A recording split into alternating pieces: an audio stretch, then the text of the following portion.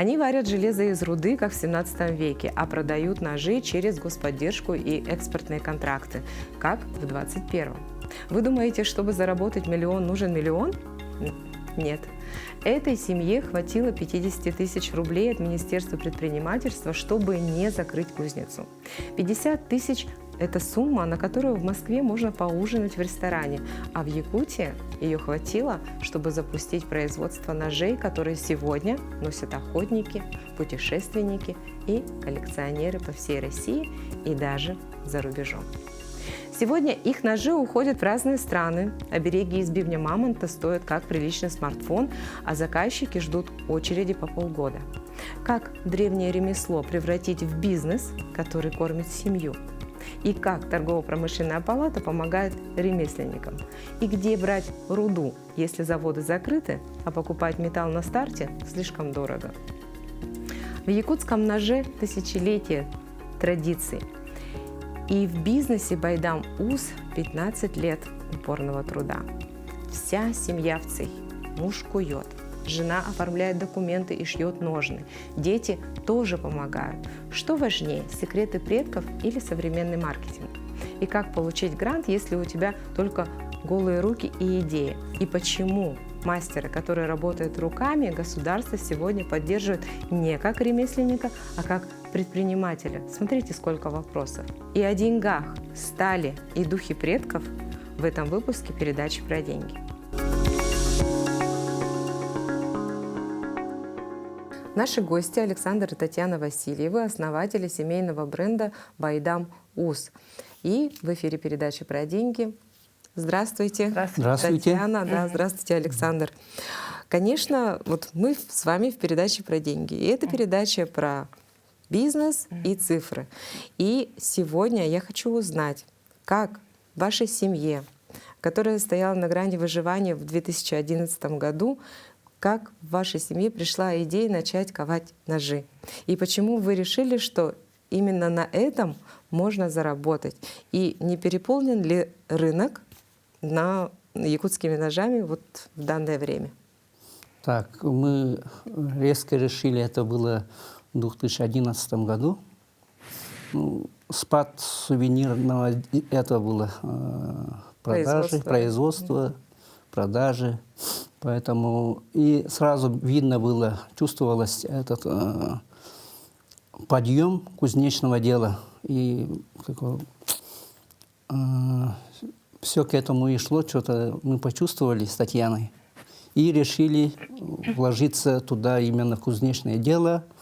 И с помощью вот мой бизнес, там участвовали во всяких этих грантах. И вот накупили оборудование. И вот так и начали. Вот. То есть первым у вас была интуиция сыграла, да? Первую точку? Да, интуиция и целеустремленность. Как бы первые годы, конечно, было трудно. Вот надо, главное, это идти вперед. И вот. Ну, главное, взаимоподдержка друг друга. Ну да, вы сработали, получается, как команда, как одна единая команда, и вы друг друга поддерживали. Вот расскажите об этом подробнее. Вот кому первому пришла все-таки идея начать ковать ножи? Конечно же, у Александра пришла. Он генератор у нас идей. А я вот как женщина его поддержала, и как экономиста, у меня экономическое образование, и я его полностью поддержала. Действительно подумала, это хорошее вложение в будущее. И получается, вы не прогадали. Конечно, не прогадали. И смотрите, вот в каждом... Вот, что такое производство якутского ножа? Это же традиция, да? Вот у моего отца был якутский нож, у меня есть якутский нож. То есть у каждой семьи, в каждой якутской семье есть свой семейный якутский нож. И это такая, на самом деле, мне кажется, очень серьезное дело. И расскажите секрет якутского ножа. Может, есть какой-то секрет в сырье? Или какой-то вы металл специально используете? Ну вот, например, раньше же не было такого, что вот руду сами добывали, да, переплавляли, бывало что-то там переделывали и так далее. Вот как вы работаете? Используете ли вы традиционные способы добывания руды, или вы все-таки как-то обходите эти моменты? Вот, мы произошли, можно сказать, наши предки из Сата-Уст Нюрбинского района. Вот, и мы, кузнецы, всегда вот любили именно заниматься и возрождать древнее ремесло, как кричное железо. Вот.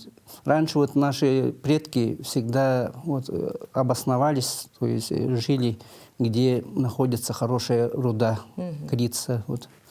Вот. Из-за этого вот именно в Нюрбе, Сата-Уст, деревня такая, деревня кузнецов была. Вот. Из-за этого мы произошли, как бы наши предки, не только еще это кузнецы, там ювелиры, очень много там у нас в Нюрбинском улусе ювелиров и этих косторезов и вот кузнецов, именно проезжаешь, вот предки именно вот, кузнецы. Вот. А так мы вот традиции и современность как бы уже возрождаем старое, забытое, и учим вот, будущее вот, наше поколение и это будущих тоже вот, школьников и вот возрождаем, короче, старый. А так современный материал тоже есть. Сейчас продают разные материалы, тут магазины специальные есть.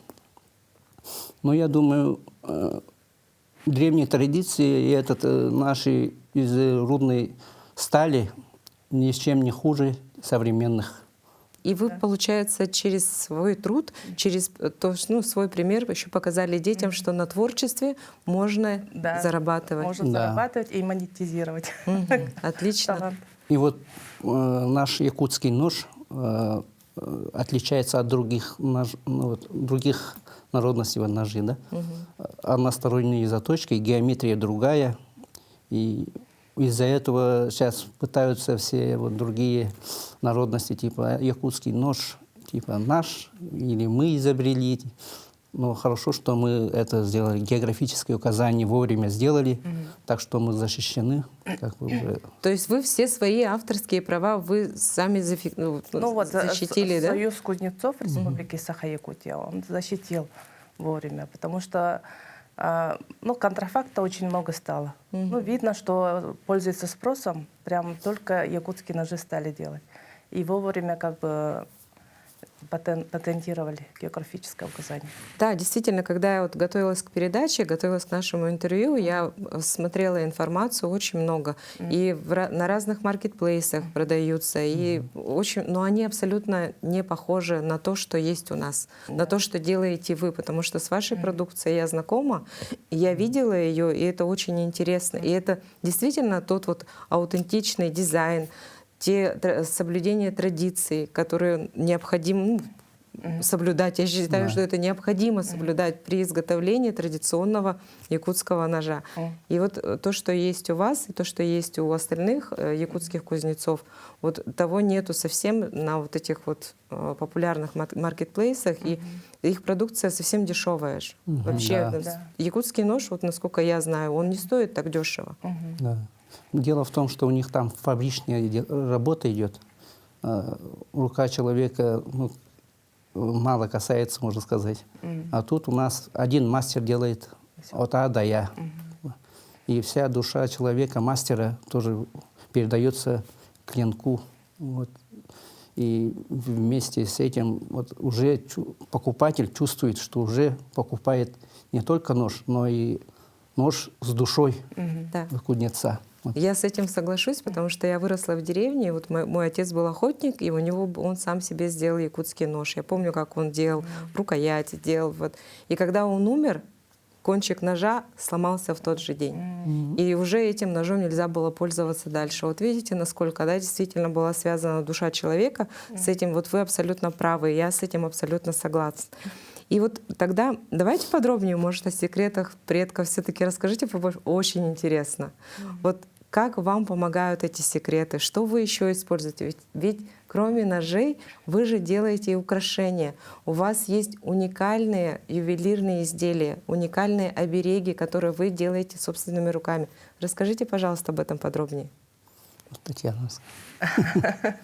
Ну, как всегда, Александр генератор идей, так как у него художественное образование, да, он говорит, я хочу сделать такой оберег двусторонний, зеркало шамана и дерево шамана, говорит, да. И дерево шамана, это именно это дерево, на которое эта молния ударила. Лиственница, именно должна быть лиственница. Накопила силу, можно сказать, Вселенной, да. Ее можно носить с двух сторон. И мы как бы я ему говорю, это очень хорошая идея, говорю, давай этот патентируем. Я как всегда. Как экономист, все Как правильно, все экономист. верно. Прям да. на мне вот. Ага. вот так, Ничего вот такой. себе. Да. И говорю, ну, патентировали. Это как дюнгур. Ну, по-якутски дюнгур говорят, да. И Бубен. 9 рогов. И к нему вот информация у одаренных людей, да, от природы, у дизайнеров, у кузнецов, художников, да. Вот эта идея приходит от Вселенной. Если он этого не сделает, то он заболеет или что-то с ним случится. Ну, абсолютно Да. верно, да. И поэтому надо осуществлять это, да, когда тебе этот такой дар приходит сверху, да. Поэтому Александр старается все. И у каждого мастера свой почерк. Ну, у каждого человек пишет же, у каждого почерк, когда пишет, разные же. Такой же и это, ножи. И ну, все от мастера зависит. Что там, когда вот кует, да, надо думать о хорошем, вот в чем секрет, о позитивном, и все. И все получается как бы. Да, на энергетическом уровне. Получается, тогда вам вообще не страшна конкуренция, потому что у каждого мастера, который делает что-то своими руками, туда вложена частичка души, и ваше изделие, оно уникальное само по своей сути. Да. Мы даже не только о себе рассказываем, мы популяризируем всех кузнецов Якутии. Мы говорим, если заказываете нож, то заказывайте кузнецам Якутии. Не надо там в маркетплейсах разных покупать. Убедитесь, что это действительно мастер с Якутии, говорю. Хорошо говорят, благодарят. Они говорят вам, что вот почему так дорого? Вот не было такого? Или задавали такие редко вопросы? такое было, но я им объясняю, в чем тут труд, да? Почему цена такая? Потому что он такой, и изделие такое, ну, художественное исполнение. Есть бюджетные ножи. Если хотите, можно бюджетные, а когда они самый дорогой хотят. Ну, извините меня, тут труд вложен, говорю, да? Если хотите бюджеты, вот, пожалуйста, есть. У нас ассортимент разный, бюджетный тоже есть, конечно. Как вы вышли на международный уровень? Ведь вы уже мастера международного уровня. Но мы начали сперва на клинки участвовать. Это тоже с помощью, благодаря мой бизнес, содействию, да. На коллективном стенде стояли, потом после этого пошло-поехало. Каждый год стали участвовать, потом да, уже заявляться. торгово-промышленная палата. Мы познакомились, то есть торгово-промышленной палатой. И уже стали в год несколько раз в разных регионах, Да. где вот в России ездить. И никогда не думали, что будем на Камчатке, да? Да. Вы же ездили на Камчатку, Да, да, на вот в этом Камчатку году? прям один-два раза каждый год ездим. В этом году были в Сахалине. Первый раз в Сахалине. Вот, и вот постоянно. А так в Казахстане несколько раз, в разных городах Казахстана. Несколько раз в Казахстане и Монголии. В Монголии, например, вообще не знали, что такое якутский нож. Они обычными российскими вот кухонными ножами с дедовских времен пользовались. И мы им рассказываем на выставке, вот он так режет, вот показываем, потрогайте. Такой якутский. И как бы мы тоже популяризируем, ездим на выставки не только себя, а вообще всю Якутию. Получается, что глядя на вас, могут те же, какой-нибудь человек, который живет в Монголии там, или в Казахстане, но который захочет стать кузнецом, он, глядя на вас, может спокойно это начать делать, правильно? Да, конечно, но дело в том, что сейчас по новому закону защищен наш вот это, якутский нож защищен. Они якутский нож не могут делать, но могут возродить свой национальный нож. Да. Вот именно. Для них это как бы стимул будет. И если они смогли, вот простые люди, да, мы тоже сможем. Могут, да, конечно. Действительно. И ведь А если, например, заходит, вот сейчас смотрит нас какой-нибудь молодой парень, да, там из деревни, например, из той же там Кытылдюры, допустим, да, и он захочет начать кузнечное дело и посмотрит, я тоже могу якутский нож делать, почему нет? С чего ему можно начать? Ну, сперва надо из мягкой стали начинать. Но все равно нам надо художественное какое-нибудь базовое, все равно надо научиться рисовать. Вот. И все, желание, главное желание, и все получится. А по бизнесу могу сказать, чтобы могут пойти мой бизнес, например, в районный, да, им там помогут, посоветуют, даже, думаю, этот с бизнес-планом.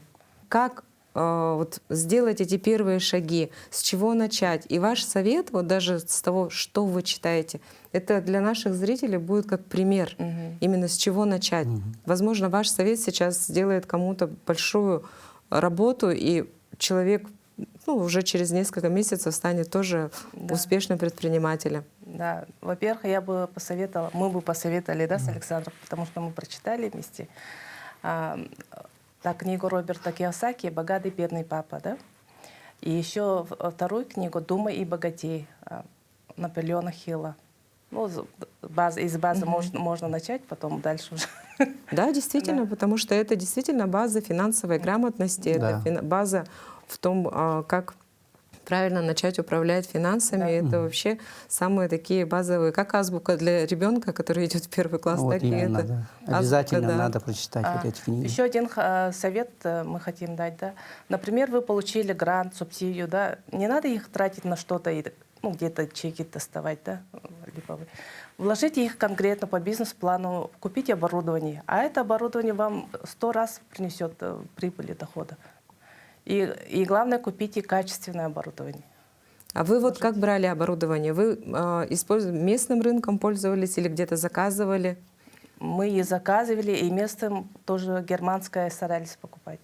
Качественное. Качественное оборудование. Сразу. Залог успеха. Залог успеха. У меня экономическое образование. Если надо вложиться, то как скупой дважды платит. Да? Ну да. Чтобы такого не было. Это действительно очень финансово грамотный подход, потому что вы вложились в базу. Это ваш фундамент. Ведь без оборудования вы же не сможете ничего сделать. Вообще никак. Вот сколько у вас вот в вашем бизнесе занимают сувенирное дело и кузнечное дело? Вот как вы распределяете? И кто у вас в семье чем занимается? Наши дети сувенирами занимаются, мы тоже но первый все равно изначально нож идет. Вот потом уже сувениры. Сувениры как ассортимент. Да. И они у нас... Как добавочное, да? Да, добавочное. И все они как обереги идут. Мы магазины не сдаем, только на выставках. Люди могут только у нас купить обереги, сувениры, да? Потому что это индивидуально. А ножи еще можем магазины некоторые. Мы в основном работаем с оптовыми покупателями. Оптовые магазины. У нас это Казахстанами там работаем, с другими этими странами. Вот. И они оптом у вас покупают, и вы, получается, сразу сделаете большую заявку и отправляете, да? Да. Ну, отлично. Получается, здесь вот вы говорите с Казахстаном. А как выйти на экспорт в Казахстан тот же? Как вообще выйти на экспорт международный? Запросто. Просто пойти в экспортный центр, с ними поговорить, сказать свои желания. Я же говорю, когда человек что-то хочет, это осуществляется. Главное действие. И учиться, да? Да, учиться и действовать, не сидеть гадать, как это трудно. Просто иди, все. А кто-то был у вас в качестве примера? На кого вы смотрели, например, я хочу быть как он, допустим, у вас Александр или у вас Татьяна? Не, я вообще в восторге от Александра, я его фанатка. Да? Для меня стимул он. Я стремлюсь к нему. Потому что это божественный дар, такой дар иметь. Вот. У нас в жилах течет, кажется, это предпринимательская жилка. А ваши предки кем были? Ваши родители или ваши прапрадедушка? У нас в семье есть такие люди, предпринимательские тоже, это жилка. Александр из купеческой династии. села Эльгеи, Кривошапкиных. Вот. И получается, ну, все у вас по наследству передается, Да. и вы планируете свое дело передать по наследству своим детям. Да, вот именно так. Ага. И моя мама была челноком, да, попросту сказать, да, предпринимателем. Я с ней как бы с баулами таскалась и помогала продавать. Так что я без проблем могу продавать. Ну, это отлично, потому что здесь, получается, у вас есть определенные навыки, которые очень важны. Потому что есть же люди, которым очень сложно продавать. Он очень хорошо может делать, он очень хорошо может ну, что-то рисовать, изготавливать и так далее, но продавать он не умеет. И у вас такой замечательный тандем получился, что Татьяна — это продавец, а Александр — это вдохновитель и тот талант, который все это создает еще и собственными руками. Да. И плюс ко всему у вас есть дети, которые вас полностью поддерживают и помогают вам Да. в изготовлении. Хотелось бы еще остановиться более подробнее на вашем сотрудничестве с торгово-промышленной палатой, потому что я знаю, что у вас впереди очень насыщенная программа на этот год. Да. Год единства в Российской Федерации, год культуры в Республике Саха-Якутия. Наша культура равно традиции всегда. И мы, как никто, с вами знаем, насколько для нашего народа важно сохранение традиций. Правильно? Поэтому прошу вас, очень подробно расскажите о ваших планах в этом году. Ну, вот мы на следующий месяц, да, поедем в Амурэкспо. Торгово-промышленная палата нас пригласила участвовать в рамках Амурэкспо в Дни креативной недели по Дальнему Востоку, да. И у них это новый проект. Они с этим проектом были в Хабаровске, в Сахалине мы вместе были и на Камчатке. Вот. И вот наши товары идут на ура, именно ножи. Да. Да, Марина Олеговна рассказывала у меня в студии, насколько, как вы приехали с полными чемоданами и уехали с абсолютно пустыми. И это только начало года. Сейчас уже планов очень много, Ну, кажется. куда они пойдут, туда и мы с ними. Понятно. Куда торгово-промышленная палата отправит, туда и поедете. Да, у нас такой план. Потому что у них организация на самом высоком уровне. Вообще супер. Да. Получается, тогда вы, участвуя в жизни общественной организации, такой как торгово-промышленная палата, получаете весь полный спектр обслуживания в плане продвижения вашего товара, информационной поддержки, да? Да. Ну, это замечательно. И хочется на такой позитивной ноте попросить вас, чтобы вы все-таки дали несколько простых советов, но самых действенных советов нашим телезрителям, которые вот сейчас посмотрели передачу, послушали вас, увидели результат вашей работы, да? И хотелось бы, чтобы они узнали от вас, что им делать и с чего начинать. Ну, надо, главное, план в голове. Вот, конкретный план сделать, да? Бизнес-план. Вот. А потом уже упорство и целеустремленность. Вот. И трудолюбие, и терпение. Это действительно очень важно, особенно в таком труде, как ваш. Мне кажется, когда ты работаешь ручным трудом, и это все делаешь изо дня в день, мне кажется, здесь терпения нужно запасаться очень много. Бывают такие моменты, что человек хочет сдаться, но что делать? Только это твоя цель, поэтому надо идти вперед только. У вас не было такой мысли заняться чем-то другим? Нет. С таким талантом. Нет. Ага. Потому что я даже в голову не приходила. То есть вы вообще ни капельки не сомневались в том, что у вас что-то может не получиться? Нет, ни капельки. И это замечательно. Я благодарю вас за то, что вы пришли к нам в передачу. Большое вам спасибо за ваш труд, за то, что вы работаете над таким интересным проектом, как Байдамус, и возрождаете кузнечное дело в нашей республике, и передаете традиции своим детям. И в школах вы проводите мастер-классы и обучаете своих, получается, соотечественников. И я благодарю вас за то, что вы нашли время и пришли ко мне на передачу. Спасибо. Спасибо за вам приглашение. за приглашение.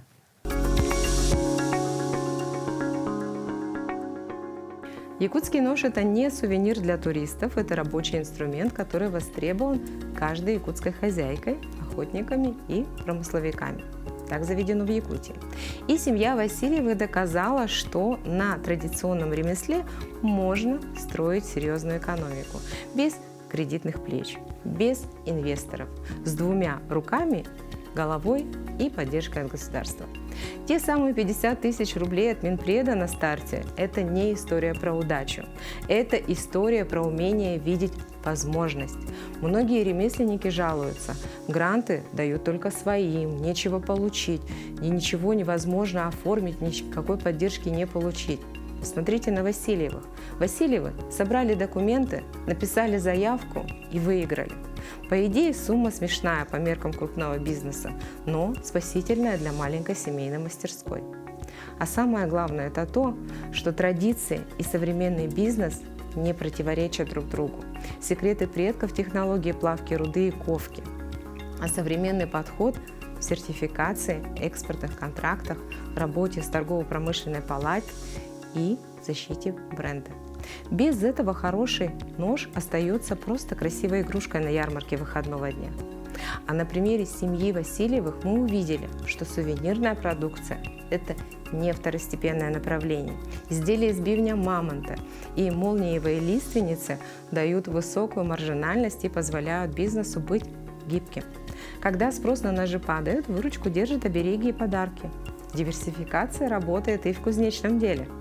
И главное, Васильевы пример того, как семейный бизнес в глубинке может выходить на экспорт, конкурировать с крупными производителями и оставаться при этом живым, теплым и человеческим. Ведь здесь нет штамповки, есть сила традиций, руда, огонь и руки мастера. Надеюсь, вам было интересно с нашими гостями. До новых встреч в эфире.